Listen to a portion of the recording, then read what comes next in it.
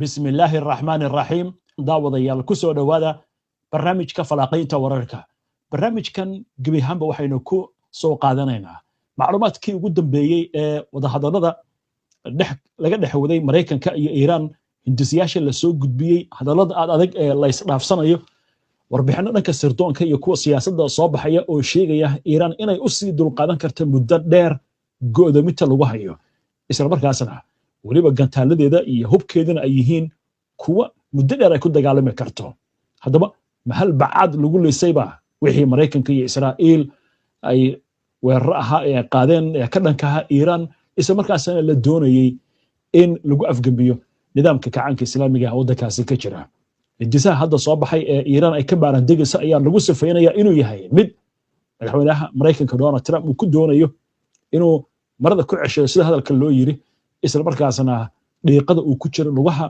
uu kala bixi lahaa gobolka bariga dhexe gaar ahaan Iiraan oo xaaladda ku adkeysay madaxweyne Donald Trump macluumaadkan iyo wararkii ugu dambeeyay ayuuna barnaamijkan ku lafaguri doonaa maxamed cadda ayaa ila falaqaynaya arrimahan oo stuudiyahana labaad ku sugan maxamed xaaladdu way adag tahay Iiraan ilaa hadda kama soo jawaabin hindisihii Mareykanku u gudbiyey laakiin warbaahinta reer galbeedka marka la eego waxa la leeyahay Trump wuxuu doonayaa in uu ceebtan iska dhaqo iyo sidoo uga bixi lahaana uu doonaya Iiraan oo ku sii adkeynaysa waa leeyahay maxaa ugu dambeeya xaaladahani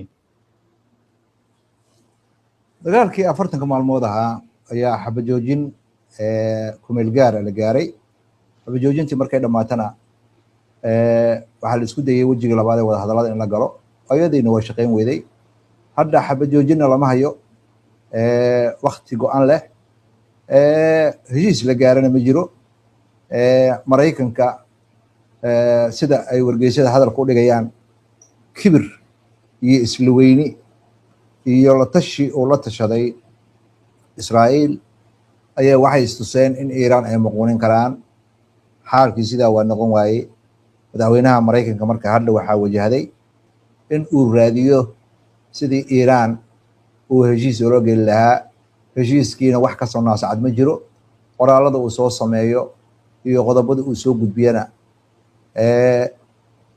Iiraan inta daraasayso oo ay qodobayso ayaa waxay celinaysaa kuwii hore mid ka sii culus waxaana muuqata Mareykanka hadda in uu ku jiro xaalad aad xaraj u ah waxa ayadana aan meesha laga saarin in madaxweynaha Mareykanka uu si carqaladeynayo heshiiska haddii xataa Iiraan ay wada hadal la geli lahaayeen inuu aflagaadada iyo waxa uu qorayo uu arinta ku sii marqinayo sida qabiirada qaar ay hadal ku dhigayaan waa gartay waya laakiin haddii ay noqoto in Trump uu raadinayo si uu inuu kaga baxo arintan Iiraan ma u fududeyn doontaa oo markaasi ma dhihi doontaa shartiisa Allahna dhaafiyo mise way ku adkay doontaa iyo magdhow iyo waxay dalbanaysaa dhaqaale iyo in ciidanka Mareykanku ay ka baxaan gobolka bariga dhexe ilaa way nala soconaa 10kii qodob ay gudbiyeen qodob kamid ah wuxuu dhigayay Mareykanku ciidankiisa inuu kala baxo gobolka bariga dhexe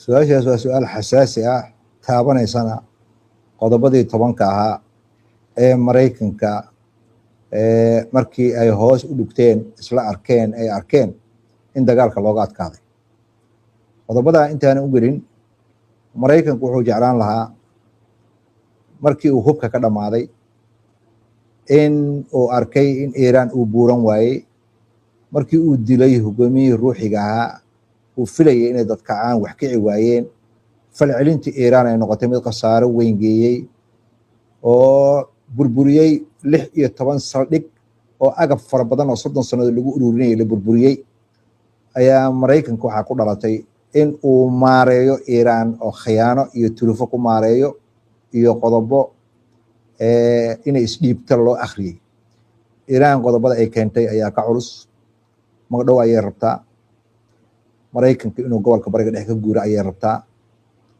marinka Hormuz inay iyada maamushay rabtaa oo khidmad ka qaado sida marinada kale ee muhiimka ah caalamka ka jira Mareykanku marinka Hormuz si bilaash lagu mari jiray isma lahayn ka dar laakiin uu ka daray Iiraan uma muuqato inay tanaasuleyso Iiraan waa kala qaybisay deegaanka Hormuz qaarna waxaa maamula ciidamada ilaalada kacaanka ah, dhinaca soke oo galbeedka ah, dhinaca barigana waxaa maamula ciidamada militariga ah.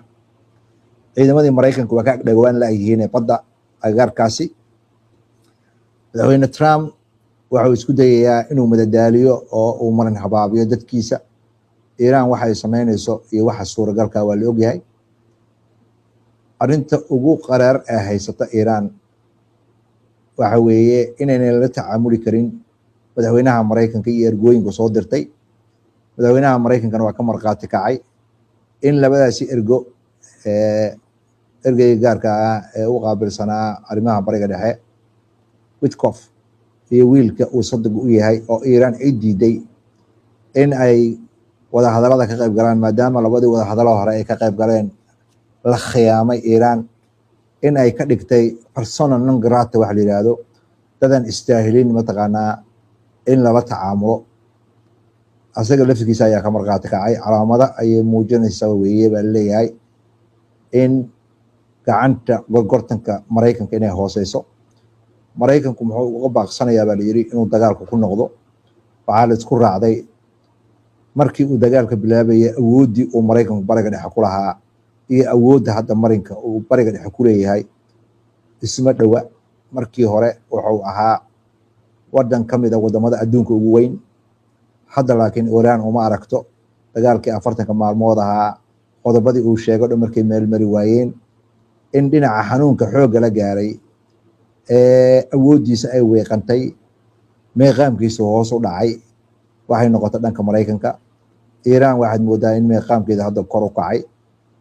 Maraykanku marka wargeysyada hadda waxay qorayaan reer galbeedka oo ka mid yihiin kuwa Britain iyo kuwa Maraykanka soo baxa, dadkooda ayay u diyaarinayaan guul darrada Maraykanka soo wajahday. dagaal lagama huraan weeye ayay qaar leeyihiin in lagu noqdo, sababtoo ah Maraykanku waxa uu rabo iyo waxa Iiraan rabto waa kala duwan yihiin.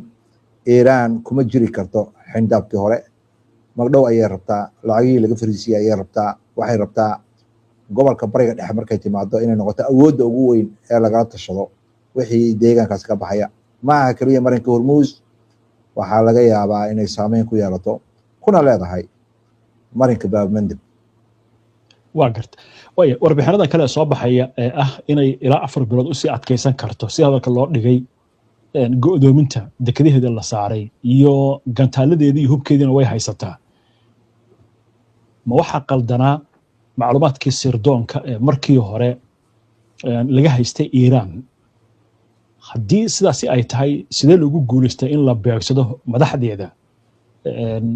soo lama oran karo markaasi labada dhinac waxbaa ka jiray in la il duufay iyo inay Iiraan isbedeshay awood ay la soo baxday. sidee loo fasiri karaa arrintan? su-aashaas waa su-aal fiican, meelo badan ayay taabanaysaa. marka ugu horeysa wixii ka dambeeyey markii kacaanka Iiraan dhashay dagaalkii 1980kii ilaa 1988 Ciraaq dhex maray, caalamka oo dhan waxa uu la jiray waddanka Ciraaq. adduunka oo dhan ayaa ku goobtay Iiraan. Iiraan si kastoo la yeelo waa la loodin waaye. gudahana waxaa ka jiray kooxo ka haray maamulkii Shaaha oo carqalada waday iyo ururo gacan saar la lahaa waddanka Maraykanka oo carqaladeyn iyo qarxin ka waday waddanka gudihiisa. ayadoo ay sidaas tahay waa la loodin waaye waddanka Iiraan. si kasta inta la yeelay Iiraan dagaalkii waa looga adkaan waaye, waana isdhiibi weyday. waxaa Iiraan ay sheegtay in xataa loo adeegsaday gaasas sun ah. wixii markaa ka dambeeyey Maraykanka ayaa qayb ka noqday dagaalka, oo diyaarad ay Iiraan lahaayeen oo rakaab ayuu soo riday, oo wixii rakaab ah ay dhinteen. dekadihii Iiraan ee ciidanka baddana duqeeyey. wixii markaas ka dambeeyey Iiraan waa tashatay. waxay arkaysay Maraykanku waxa uu ka wada Ciraaq, waxa uu ka waday Afghanistan. hawsheeda ayay bilowday inay isku tiirsanaan gasho. waa iska daysay. Maraykanku waxay aragtay inuu ku awood badan yahay ciidanka cirka iyo diyaaradaha. waxay u bedelatay gantaalo. waxay ka bilowday meel eber ah. markii magaalada Teheraan ciraaq ay ku weeraraysay gantaalada iskaadka la yidhaahdo iiraan wax gantaalaa ma lahayn. marka wixii ka dambeeyey ayay bilowday heer ay isku filnaan xagga gantaalada ka gaarto.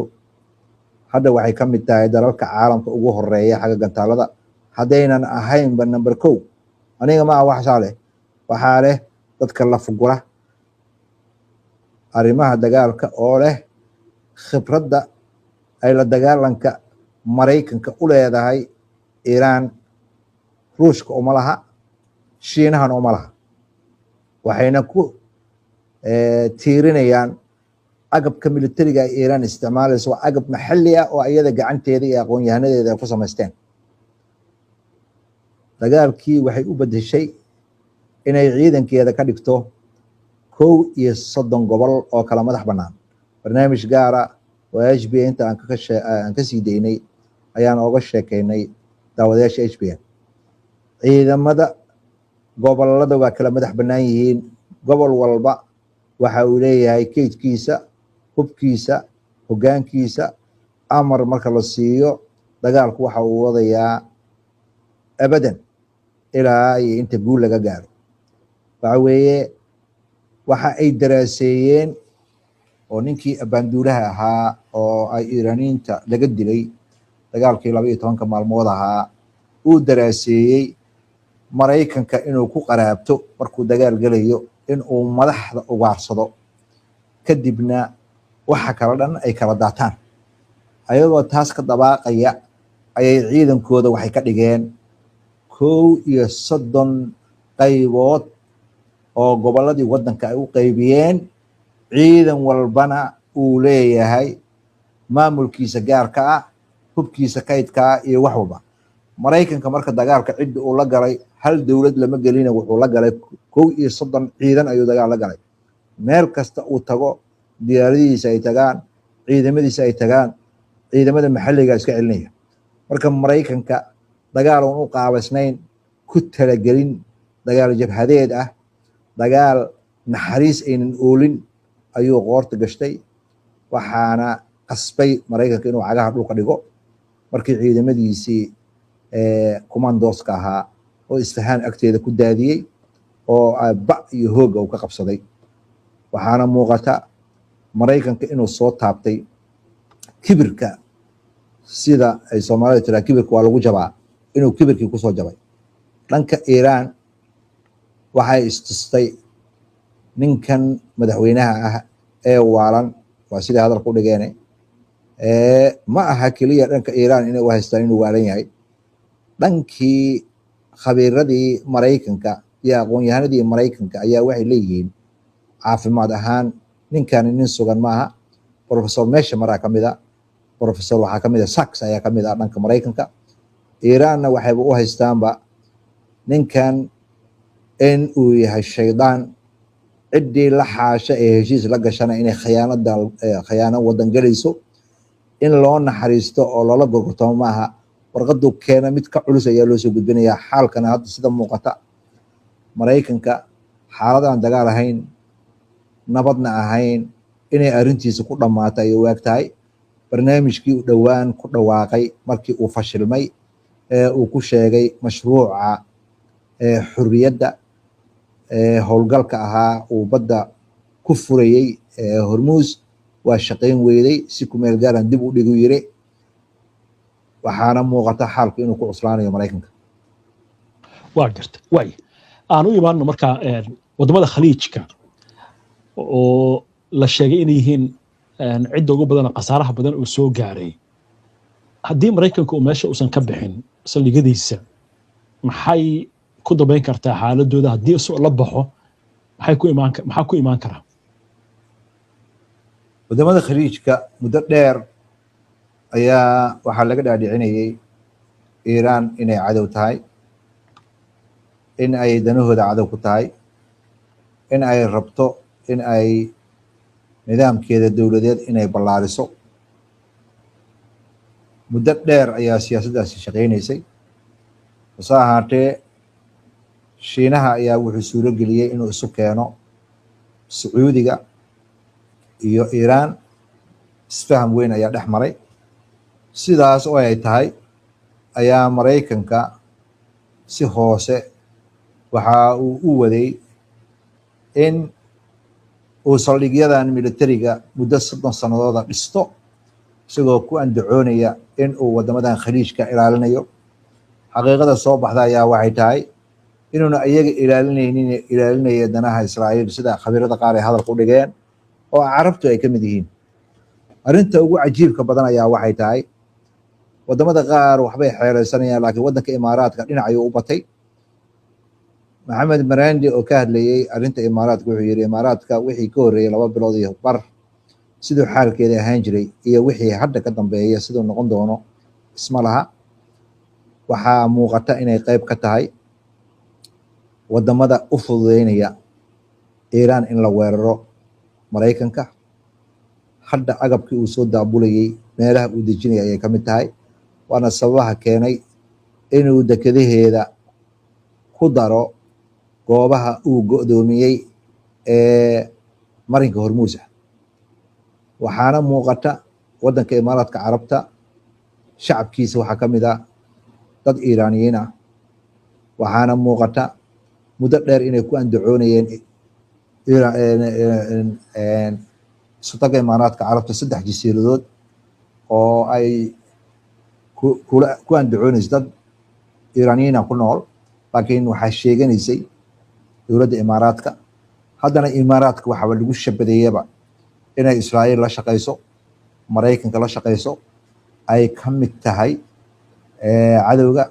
wafdi uu hogaaminaya Cali Larijani ayaa hore intaan la dilin ka hor ku maray u sheegay bariina militariga ee wadamadiina ku yaala yaana la ka soo weerarin haddii aadan difaaci karaynin oo aad waxba aad ka qaban karayninna anaga wax ka qaban karna. waxaa leeyahay ama 5 hore lahow ama adkaysi dambe lahow. waxaa muuqata Iiraan inay dadkan digniin u jeedisay dagaalkaasna wadamadan gacanka wax allaaliyo waxay sameeyeen haddii dagaalku ku biiraan iyo haddayna ku biirin macalinkoodii iyo waxaa is haya Iiraan. macalinkana xaalku ma fiicna sida khabiirada ay u dhigayaan wadamada reer galbeedka laftigooda iyo kuwa Maraykanka ah. waliba dadkii mutakhassis ku ahaa Colonel Douglas McGregor oo la taliyo u ahaa maamulkii hore ee madaxweyne Trump xilligiisa hore la taliyo u ahaa wasaaradda gaashaandhigga ayaa waxa uu leeyahay Iiraan ma wax la mooday mase waxa soo baxay wax lagu xisaabtamo maaha. Maraykanka muddo dheer ayay ku qaadanaysaa inuu isu diyaariyo in uu dagaal labaad la galo iyadoo hubkii ka dhamaaday iyadoo agabka uu kaashanaya ee militariga uu yahay agabkii qarnigii hore. Iiraanna waxay gaashanaysaa gantaalo una Maraykanku gaarin una samaysan oo ay ka mid yihiin gantaaladan guuxooda ka dheereeya ee hypersonic la yiraahdo. iyo haddana waxaa Iiraan aqoonteeda ku soo biiray gantaaladii qarxi waayay ee buuraha uu rabay inuu ku dudumiyo ee 2,000 oo rodo lahaa oo ahaa gantaaladii uu Maraykanku ku faanayay ayaa hadda waxay ku sameynaysaa reverse engineering wax la yiraahdo ama dib u qaabeyn xirfadeed oo laga yaabo inay haddaba diyaar yihiin. Iiraan marka warshadaheediina way shaqeynayaan agabka militariga ayaa samaysata diyaaradaha droniskana waa kuwa la yaabay sida ay waxyeeleen iyo sida wax u burburiyeen nidaamka difaaca cirka ee Maraykanku isku haleynaya mataar ha noqdo ama kuwa kale ha noqdaan iyo kuwa Israa'iil intaba way shaqeyn waayeen. Iiraan waxaa sida khabiirada hadalka u dhigeen ay noqotay awood ballaaran oo aan la yareysan karin. waxtahay maxamed aad baad u mahadsantahay. daawadayaashuna baahsan yihiinta ayaan kusoo gabagabaynaynaa barnaamijkan. daawada si aad ula socoto wararka iyo barnaamijyada iyo macluumaadka aynu soo gudbino haddii aad ku cusub tahay baraheena bulshada ama horay aadan ugu xirnayn hadda ku soo biir. aynu barnaamijka xiga insha Allah inta ka horeysa salaamullaahi calaykum wa rahmatullaahi wa barakaatuh.